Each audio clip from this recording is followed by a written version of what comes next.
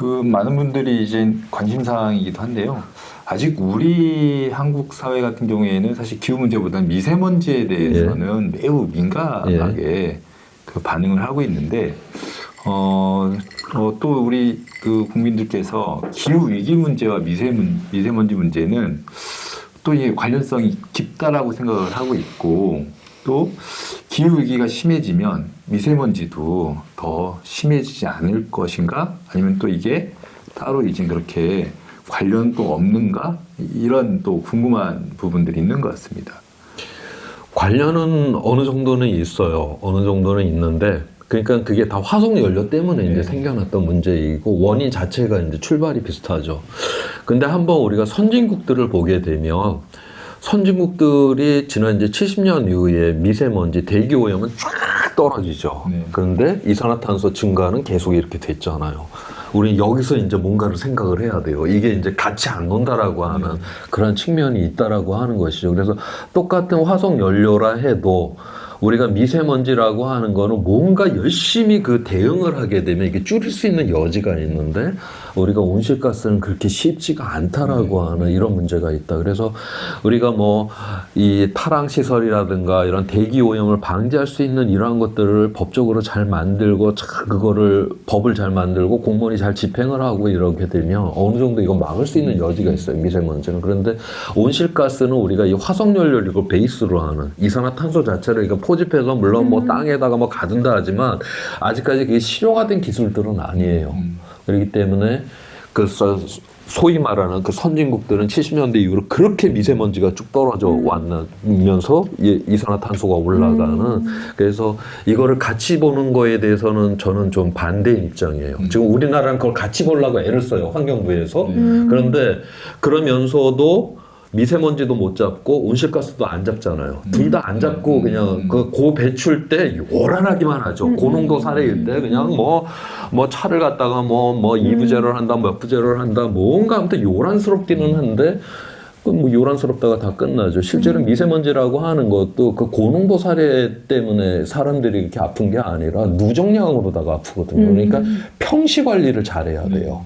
근본적으로 시스템을 바꿔야 되는 문제죠. 그러니까 고농도일 때 뭐 차를 조금 이게 안 다니게 한다라고 이게 해결된 문제가 아니라고 하는 거예요. 산업 전체에서 이거 미세먼지가 안 배출되도록 평시 관리를 해야 된다라는 건데, 저는 그래서 온실가스는 뭐 계속 뭐 증가하는 나라니까 이거 뭐 말할 것도 없고, 그래서 그 다음에 또 이제 이 미세먼지하고 온실가스를 좀 근본적으로 우리가 좀 달리 봐야 되는 측면이, 그건 좀 전에 이야기를 했던 거는 뭐 정책적인 측면에서 이야기를 했던 것이고, 미세먼지 같은 경우는 우리 몸에 이제 건강에만 영향을 주잖아요. 근데 온실가스로 인해 갖고 기온이 올라간다는 건 뭘 의미를 하냐면, 지구 조절 시스템이 붕괴가 된다는 걸 의미를 해요. 그래서 단순하게 기온이 올라가는 문제가 아니에요. 그래서 이런 어떤 굉장히 그 재해성의 날씨가 많아진다, 이것뿐만이 아니라 뭐 해양이 산성화되고 해수면이 올라가고 생물 다양성이 파괴가 되고, 그 다음에 뭐 물이 부족하고 가뭄이 들고 식량이 부족하고 우리 삶과 관련된 전체가 다 이게 붕괴로 들어간다. 그래서 이거는 미세먼지하고 이거는 위험의 그 등급으로다가는 갖다 놓을 수가 없는 등급이죠. 이거는 전혀 이건 다른 등급의 어마어마한 이런 세계라고 하는 것이고요. 그 다음에 미세먼지는 한번 배출이 된 다음에 햇빛하고 반응을 하면 아무리 길어봤자 5일 이내에 다 파괴가 돼요. 스스로 다 파괴가 된다는 거죠. 그러니까 우리가 뭐 여행을 가기 위해서 차를 몰았고 좋은 옷을 입기 위해서 공장을 돌렸어. 그래서 우리가 이익을 봤잖아. 옷을 입었고 여행도 갔고, 그 다음에 그 미세먼지를 둘러 마셨어요. 그래서 뭐 건강을 잃었어. 어떤 면에서 상쇄가 되는 측면이 있어요. 결국 미세먼지는 우리 시대의 문제로 다 끝나요. 내가 이익을 보고 내가 건강에 피해를 보고 하는 그걸로 끝나는데, 온실가스를 한번 배출이 되면 이건 수백 년 동안 그냥 공기 중에 남아요. 그러면 얘는 누적이 되죠. 계속 축적이 되면서 누적이 되면서 우리는 온실가스 배출을 통해서 여러 가지 편익을 받지만 우리 다음 세대들은 아무 거기에 대한 편익이 없이 그것도 강도가 훨씬 더 세진 거로다가 우리 다음 세대들은 그 피해를 처리를 해야 되는 세대예요. 이익도 아무것도 없이. 이거는 우리가 정의롭지가 않죠. 세대 간에 정의롭지 않다라고 하는 이런 문제도 걸려 있습니다. 그래서 전혀 저는 미세먼지하고 기후 위기를 같이 지금 현재 우리 정부는 같이 묻는데 저는 거기에 대해서 결사 반대입니다. 이건 전혀 다른 문제로 전혀 다르게 지금 우리는 봐야 하는 것이다. 저는 그렇게 보고 있어요. 네. 이 본질과 영향에 있어서 네. 차이가 아주 이거는 뭐 전혀 네. 다른 세계인 것이죠. 네. 네. 저도 지금까지 약간 같이 보는 관점이 있었는데 오늘 그러니까 좀 저의 관점이니까 뭐 틀릴 수는 있습니다. 근데 박사님 관점이 이렇게 동의가 되는 것 같아요. 그래서 저도 지금 제가 이렇게 이야기를 하는데 여기서 아주 시비 거는 뭐 환경부 공무원들은 못 봤어요. 네. 그래서 저도 이제 관점을 네. 약간 좀 바꿔봐야겠다 생각하는데 저희가 이제 기후 위기 뭐 이런 이야기를 하면서 같이 나오는 이야기가 그린 뉴딜이라는 이야기들이 좀 나오고 있어요. 근데 뭐 뉴딜은 알겠는데 그린 뉴딜이 무엇이고 이 그린 뉴딜 하는데 그린 뉴딜 관계에 대해서 우리 시민들이 뭐 혜택을 받는다든지 아니면 할 수 있는 게 있다든지 어떤 것들이 있는지. 저도 이제 그쪽 분야까지는 제가 이제 잘 모르는데 제가 이제 아는 범위 안에서 말씀을 드리게 되면 결국 우리가 지금 현재 우리가 살고 있는 이 문명 자체가 화석 연료를 베이스로 하잖아요. 네, 그런데 네. 이제 기후 위기라고 하는 거는 결국 화석 연료를 기반으로 한 이 문명 자체가 이제 더 이상 불가능하다라고 하는 걸 이야기를 하죠. 그래서 1.5도를 이제 막으려고 하면 2030년까지 2010년 배출 기준으로 45%만 배출을 해야 되고 화석 연료를 그 다음에 2050년이 되면 넷제로 그러니까 화석연료를 전혀 배출하는 게 아니라 하지 않는 게 아니라 우리가 나무를 많이 심었으면 걔가 광합성을 하면서 이제 이산화탄소를 흡수했으니 그만큼은 화석연료를 쓸 수 있다. 그래도 어마어마하게 줄여야 되는 것이죠. 지금 지금 현재 우리가 갖고 있는 이 문명 체계에서는 달성을 절대 할 수 없는 그러한 어떤 화석연료를 그만큼 줄여 나가야 하는 거예요. 그러니까 지금 있는 이 문명을 다 뒤집어 엎어버려야 되죠. 우리의 산업의 구조를 다 바꿔버려야 되는 상황이 된 거예요. 그러니까 그러려고 해서 결국 이제 거기서 이제 그린 뉴딜이라고 하는 그래서 에너지 산업 전체를 이제 다 바꿔야 되는데 기존에 굉장히 많은 분들이 이 화석연료에 의존하는 여기에 굉장히 많은 노동자도 있고 산업도 있고 우리의 사업도 있고 하니까 이거를 굉장히 어떤 면에서 한꺼번에 바꾸게 되면 누군가는 이익을 보고 누군가는 손해를 보고 이러한 것들을 정치적으로 참 이걸 배려를 잘 해서 이거를 좀 쉽게 넘어가게 그냥 확 넘어가다가는 굉장히 또 피해를 보는 분들도 굉장히 많이 생길 그렇죠. 선의의 피해를 봐야 되는 분들도 생길 수밖에 없기 때문에 그러한 어떤 산업 전환에 좀 더 우리가 좀 부드럽게 넘어갈 수 있는 그런 방안을 제시하는 게 그린 뉴딜이다. 저는 그렇게 이해를 하고 있습니다. 네. 그러니까 이렇게 지금 지구를 가열시키는 현대 문명, 네. 특히 경제나 산업 체계를 네. 예, 어떻게 보면 저탄소, 예. 넷제로를 달성할 수 있는 예. 그런 체계로 이제 예, 그렇게 전체가 다 바뀌지 않으면 예. 달성할 수 없다. 예. 그렇게 봐야겠네요.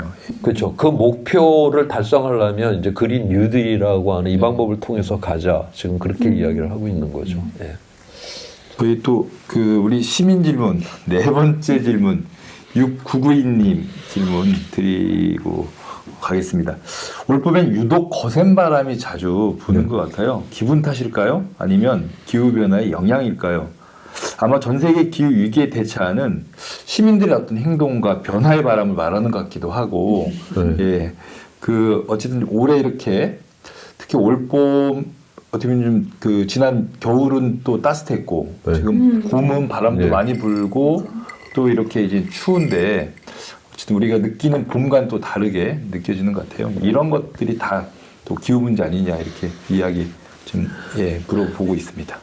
지금 이제 조금 더 이제 분석이 확실하게 되기는 해야 되겠지만 아직 이제 논문까지는 안 나왔지만 이제 요거를 이제 기후학자들이 이제 좀 분석을 지금은 다들 하고 있습니다. 그런데 이제 금년 봄 같은 경우 우리나라를 중심으로 해서 보았을 때 굉장히 특이한 패턴이에요. 이 기압의 배치 자체가. 그래서 왜 그러면 이렇게 특이한 배치를 했는가 이거를 따져봤더니 이것도 보니까 지금 기후 변화 때문에 이렇게 기압 배치가 이렇게 되었구나. 그러니까 북쪽이 지금 온난화가 지금 되다 보니까 그렇지만 북쪽이 이제 온난화가 되는 과정에서 이게 이제 기압 배치가 변화가 돼갖고 지금 이제 이 봄에 예년과는 다른 그런 어떤 특징들을 보인다. 지금 그렇게 보고 있습니다. 예.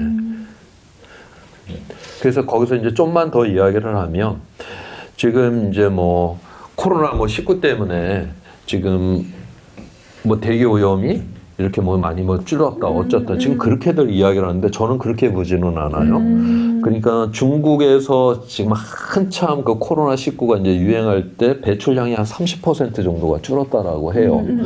근데 우리가 이제 평시로 따지게 된다라고 평소로 따지게 된다라고 하면 매일매일 같이 그렇게 이제 그 배출량이 크게 변화는 일어나진 않죠. 거의 똑같죠. 매일매일 똑같은데 그렇다 해도 그 우리가 그 미세먼지 농도가 굉장히 농도가 높을 때하고 아닐 때하고 한 6, 7배 차이가 나요. 배출량이 똑같아도. 똑같아도. 그러니까 금년 봄처럼 바람 세고 비 많이 내리면 농도가 한 10%, 15%밖에 안 된다는 거예요. 한 20% 미만이라는 거예요. 그 고배출, 고농도 사례일 때보다. 그러니까 실제로다가 우리가 뭐 아무리 고농도 사례 때면 난리를 쳐도 바람 방향만 한번 싹 바뀌면은 그냥 갑자기 하늘이 맑아져 버려. 그건 날씨 때문에 그런 거 아니에요. 그런데 지금 고작 우리는 배출량 30% 정도 중국이 줄였다라고 하는 그거로다가 세상이 깨끗해졌다? 농도는 6, 7배 차이가 나는데 똑같은 배출량이 있다 해도 6, 7배. 그러니까 지금 중국의 30% 정도 줄였다라고 하는 거는 거의 실제로다가는 금년에 그런 어떤 굉장히 그 미세먼지 금년 봄에 그렇게 심하지 않았다라고 하는 거는 결국 날씨 조건 때문에 그랬다라고 봐야 되는 게 맞다라는 거죠. 실제로다가 농도는 지금 아무튼 거의 지금 날씨가 그렇게 결정을 하는 것이고 30% 줄인 것 갖고서는 별로 그렇게 크게 영향을 미칠 게 없다라고 하는 거죠. 네. 저희 시민 질문도 이제 그런 부분들이 있었는데 올해 황사가 그 예년에 비하면 거의 뭐 오지 않는 상황인데 이런 것들이 아까 이제 기후 변화로 인한 뭐 기압이라든지 이런 바람의 어떤 이런 방향 이런 것들이 바뀌어서 그런 거 아니냐 물은 게 있었는데 같이 연결되겠네요. 그렇습니다.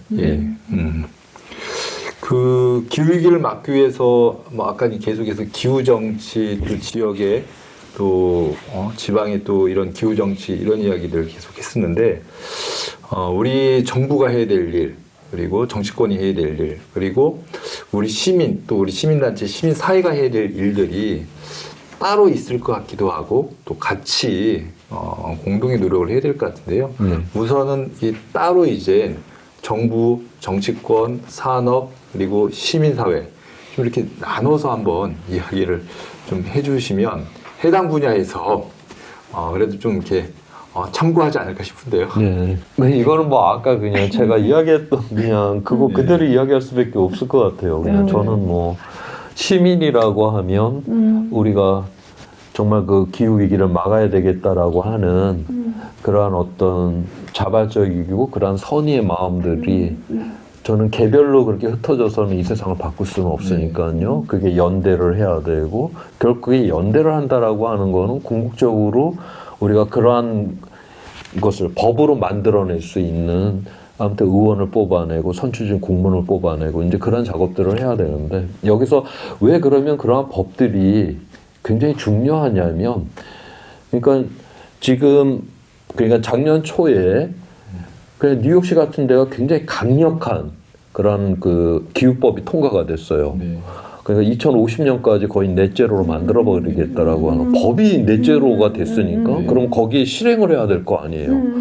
근데 이제 도시 같은 경우는 건물이 제일 그 배출량이 많아요. 그럼 빌딩이 이제 뉴욕이야 당연히 이제 빌딩이 이제 배출량이 많은데 그러면 기존의 이러한 건물들을 열 효율을 굉장히 높여야지만 이제 그 넷제로로 맞출 수가 있겠죠. 그러니까 그 작년 초에 이제 그 법이 통과되기 전에 그 건물을 갖고 있던 사람 입장에서 갑자기 비용이 들게 됐잖아요. 2050년까지 건물을 다 리모델링을 거기에 맞춰서 해야 되니까. 그러니까 이제 로비가 들어가죠. 우리나라에 아마 환경법 뭐 이런 거 아마 이제 이렇게 올라오게 되면 우리나라에 이제 토건으로부터 들어오는 그거랑 똑같아요. 자, 건물에 이렇게 이제 그 열 효율을 높이려고 그렇게 하려고 하면 결국 비용이 든다. 비용이 들었으니까 임대료가 올라간다. 임대료가 올라가면 뉴욕시에 사업을 하려고 하는 사람이 안 온다. 그러니까 뉴욕이 공동화가 돼갖고 뉴욕이 아무튼 망할 것이다. 이러한 논리를 펼칩니다. 굉장히 그것도 그러한 논리로다. 뭐 한국 사회에서는 그건 흔히 들어왔던 그 논리 아니에요.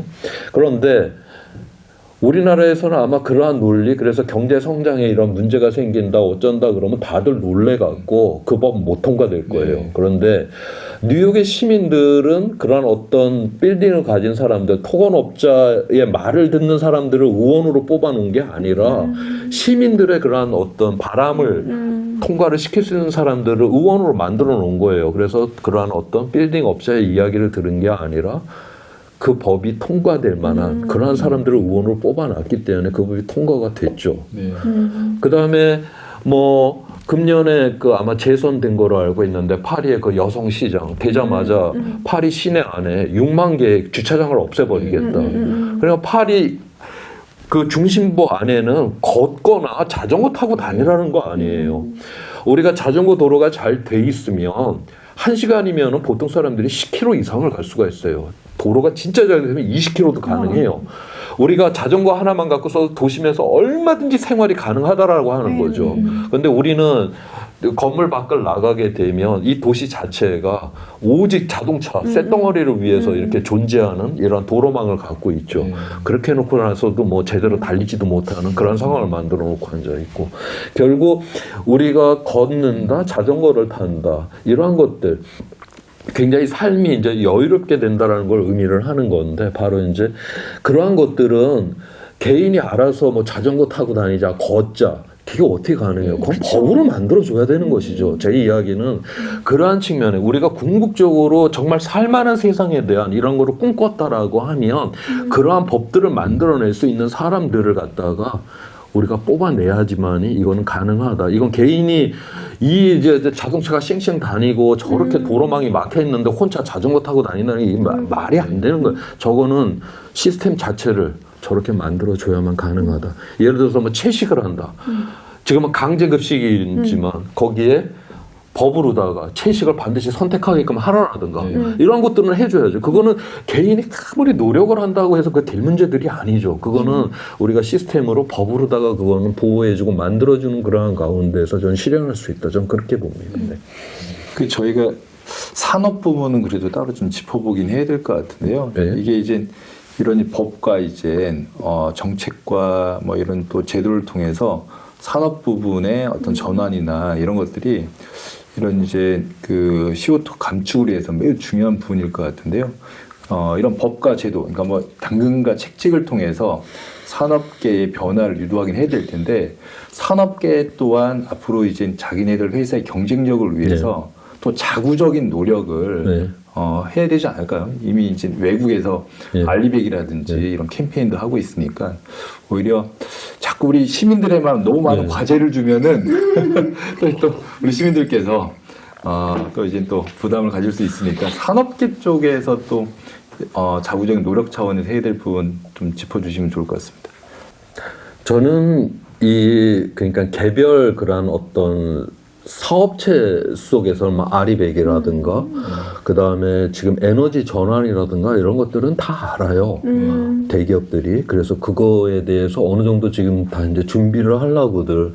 그거는 당연히 뭐 아리백이면은 재생 에너지로 자기 물건을 생산을 못하면 수출을 못하는데 그건 뭐 굳이 우리가 뭐 산업체가 그거는 본능적으로 그거는 바꾸는 것이고, 어떤 면에서 저는 이제 국가의 이러한 어떤 산업 체계, 산업 이러한 어떤 전략적인 이러한 측면에서 이미 그러니까 그 유럽 같은 데에서는 대부분의 나라들이 앞으로 10년 이내 모든 화력 발전을 갖다가 이제 다 석탄 화력을 중단을 시켜버린다라고 이미 다 계획을 그렇게 짜놓고, 그다음에 모든 투자 회사들이 이러한 이제 화력 그 석탄 화력에 대한 투자는 완전 다 중단을 시켜버렸잖아요.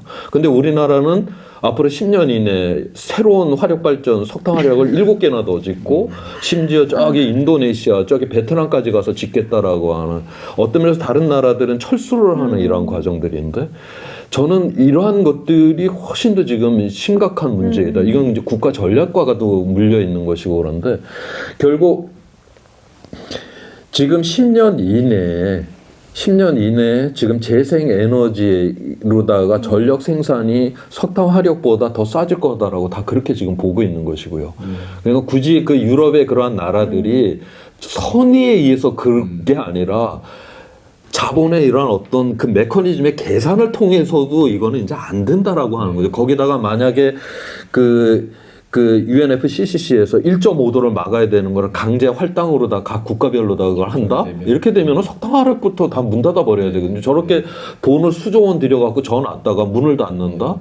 그런데 저거를 지금 보게 되면 개별 기업들이 자기 돈 들여갖고 진 게 아니잖아요. 그 우리나라 은행 융자 받아갖고 졌잖아요. 나중에 저거 망하면 결국 우리 세금 갖고 지금 막겠다라는 소리 아니에요, 지금. 결국 이러한 측면에서 그래서 저런 것들 우리가 다 좌초 자산이라고 부르는데, 지금 대한민국이 그 좌초 자산이 세계 넘버 원이 지금 돼 있잖아요. 지금 1,000억 달러 지금 규모로 알고 있어요. 지금 세계 넘버 원입니다. 지금 다른 이런 유럽이나 지금 눈치 빠른 이런 나라들 다 빠져나간 거기에 지금 대한민국이 밀고 들어갔죠. 제가 이제 누누이 이야기를 하지만 위기를 모르는, 그러니까 과거에 성공적이었던 방식에 대한 이 집착들, 지금 세상이 변혁이 되고 전환이 되고 다 이렇게 가는데 혼자서 옛날 방식대로 그냥 그렇게 가고 있는 거예요. 결국 여기서 우리의 위기가 있고, 정치 권력들이 여기에 대해서 신경도 쓰지도 않고, 기존의 이제 그 발전은 그냥 옛날 썼던 방식 그냥 그대로, 서구 애들이 빠져나가니까 저거 돈이다 그러고서 그냥 다 밀고 들어가. 나중에 봤더니 이제 상투 잡고 결국 나중에 이제 세금 갖고 또 메꿔라. 지금 두산중공업 지금 세금 갖고 메꾸라고 지금 저러고 앉아 있잖아요. 지금 결국 나 자빠지면 세금 갖고 메꾸라는 건데, 결국 우리가 낸 세금 갖고 다 메꿔야 되는 거 아니에요, 지금? 아무튼 그런 상황인 것 같아요. 네.